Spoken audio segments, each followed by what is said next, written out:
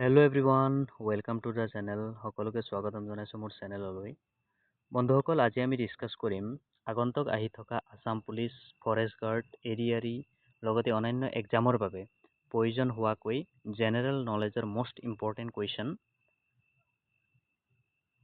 কুৱেশ্যনৰ লগতে আমি related টপিকসমূহ discuss কৰি যাম গতিকে আপোনালোকে ভিডিঅ'টো শেষলৈকে চাব আৰু ভাল লাগিলে চেনেলটো ছাবস্ক্ৰাইব কৰিবলৈ নাপাহৰিব তেন্তে ব'লক আমি ভিডিঅ'টো ষ্টাৰ্ট কৰোঁ আজিৰ ফাৰ্ষ্ট কুৱেশ্যন হৈছে When was RBI Reserve Bank of India established? Reserve Bank of India কেতিয়া গঠন হৈছিল? ইয়াৰ শুদ্ধ উত্তৰ হ'ব 1 এপ্ৰিল 1935। ইয়াৰ লগতে আমি ইম্পৰ্টেণ্ট নোট ডিছকাছ কৰিম। ৰিজাৰ্ভ বেংক অফ ইণ্ডিয়াৰ হেডকোৱাৰ্টাৰ মুখ্য কাৰ্যালয় ক'ত আছে? এইটো আছে মুম্বাইত। লগতে ৰিজাৰ্ভ বেংক অফ ইণ্ডিয়াৰ প্ৰথম গভৰ্ণৰ কোন আছিল? ইয়াৰ শুদ্ধ উত্তৰ হ'ব অছবাৰ্ণ স্মিথ। লগতে বৰ্তমান গভৰ্ণৰ কোন? বৰ্তমান গভৰ্ণৰ হৈছে সঞ্জয় মলহোত্ৰা। বন্ধুসকল এইটো আগন্তুক আহি থকা এক্সামৰ বাবে বহুতো গুৰুত্বপূৰ্ণ কুৱেশ্যন হয় গতিকে আপোনালোকে সেইবিলাক সকলো মনত ৰাখিব যিহেতু আগন্তুক আহি আছে আছাম পুলিচ ফৰেষ্ট গাৰ্ড লগতে SSC GD এক্সাম সকলো এক্সামৰ বাবে প্ৰয়োজন হ'ব গতিকে এইটো আপোনালোকে মনত ৰাখিবলৈ চেষ্টা কৰিব ইয়াৰ লগতে RBI ৰিলেটেড আৰু এটা ইম্পৰ্টেণ্ট কুৱেশ্যন আহে যিটো হৈছে RBI নেশ্যনেলাইজেশ্যন ৰিজাৰ্ভ বেংক অফ ইণ্ডিয়াৰ ৰাষ্ট্ৰীয়কৰণ কেতিয়া হৈছিলে 1949 চনত আজিৰ নেক্সট কুৱেশ্যনটো হৈছে who is the current chief election commissioner of India বৰ্তমান ভাৰতৰ মুখ্য নিৰ্বাচন আয়ুক্ত কোন ইয়াৰ শুদ্ধ উত্তৰ হৈছে জ্ঞানেশ কুমাৰ ইয়াৰ লগতে মনত ৰাখিব ইলেকশ্যন কমিশ্যনৰ বিষয়ে আৰু কিছুমান ইম্পৰ্টেণ্ট কুৱেশ্যন আহে এইটো আপোনালোকে মনত ৰাখিব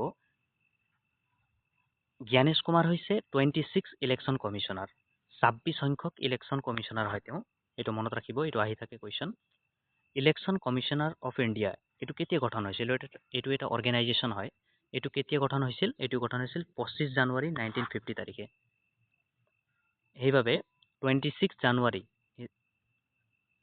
26 জানুৱাৰীটো নেশ্যনেল ভোটাৰ ডে ৰাষ্ট্ৰীয় মতদাতা দিৱস হিচাপে পালন কৰা হয় এইটো আপোনালোকে মনত ৰাখিব যিহেতু মষ্ট ইম্পৰ্টেণ্ট কুৱেশ্যন হয় আগে থকা এক্সামৰ বাবে লগতে এইটো আগতে কিছুমান এক্সামত আহিছে সেইবাবে এইটো এটা মষ্ট ইম্পৰ্টেণ্ট কুৱেশ্যন হয় নেক্সট কুৱেশ্যন হৈছে when was State Bank of India established ভাৰতীয় ষ্টেট বেংক কেতিয়া গঠন হৈছিল এইটো এটা মষ্ট ইম্পৰ্টেণ্ট কুৱেশ্যন হয়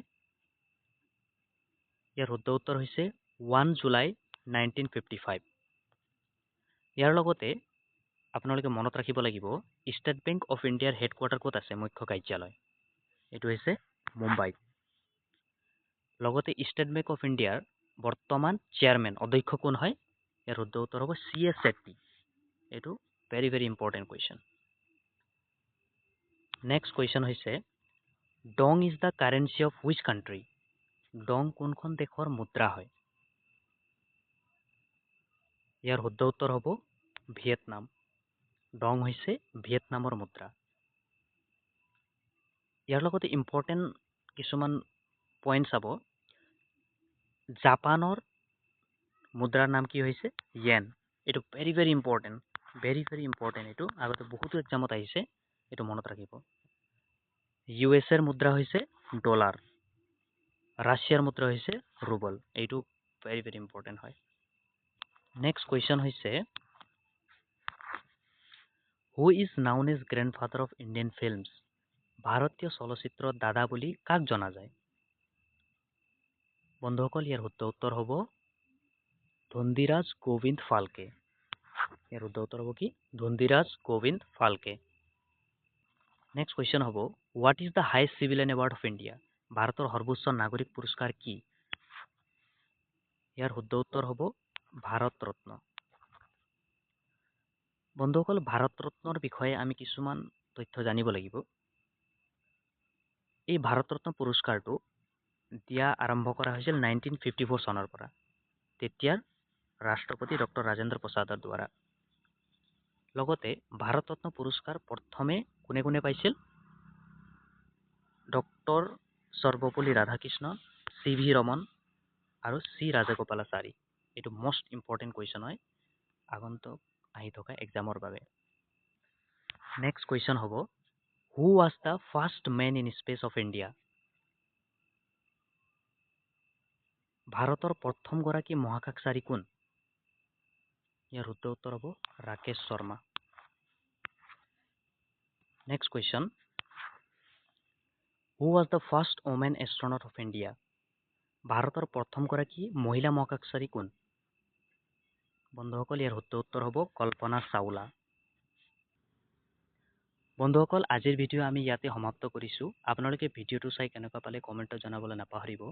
লগতে চেনেলটো ছাবস্ক্ৰাইব কৰিব আৰু লগৰ বন্ধু বান্ধৱীৰ সৈতে শ্বেয়াৰ কৰিবলৈ নাপাহৰিব। ধন্যবাদ।